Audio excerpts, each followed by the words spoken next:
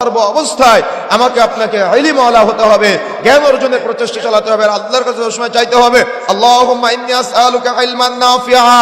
আল্লাহ, আমি তোমার কাছে উপকারী জ্ঞান চাচ্ছি, যে জ্ঞান উপকার, যে জ্ঞানের মধ্যে উপকার আছে দুনিয়াতে, যে জ্ঞানের মধ্যে উপকার আছে আখিরাতে।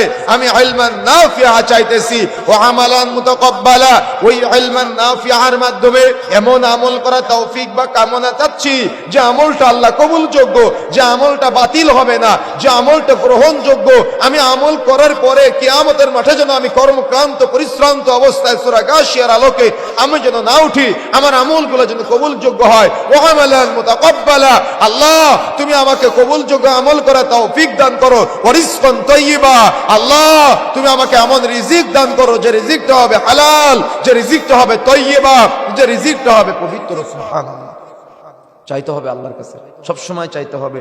এই জন্য প্রিয় বন্ধুরা আমার, আমি আপনি যদি চাওয়া থেকে বিরত থাকি, আমি আপনি যদি আল্লাহকে না চিনি, আমি আপনি যদি রবকে না চিনি, আমি আপনি যদি ইলাহকে না চিনি, আমি আপনি যদি মালিককে না চিনি, তাহলে কিন্তু আমি আপনি পথভ্রষ্ট হয়ে যাব।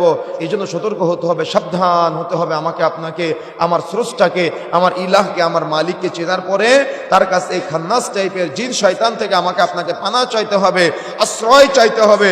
আশ্রয় চাওয়াটা এটা জরুরি, আশ্রয় চাওয়াটা এটা বাধ্যতামূলক। কেন জানেন? দেখেন আল্লাহ বলছেন আল্লাযী ওয়াসবিসু ফি সুদুরিন নাস। আপনি যদি আশ্রয় না চান, আপনি যদি পানাহ না চান, তাহলে এই আপনার সদর বুককে, অর্থাৎ আপনার অন্তরে ওয়াসওয়াসা দিবে, কুমন্ত্রণা দিবে, আপনি বুঝতেই পারবেন না। কোথায় কুমন্ত্রণা দিবে শয়তান? কোথায়?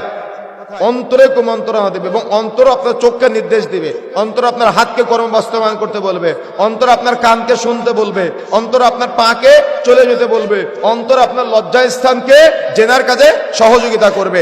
এই জন্য এখানে আল্লাহ সুবহানাহু ওয়া তাআলা সতর্ক করে বলেছেন আল্লাযী ওয়াসবিসু ফি সুদুরিন নাস।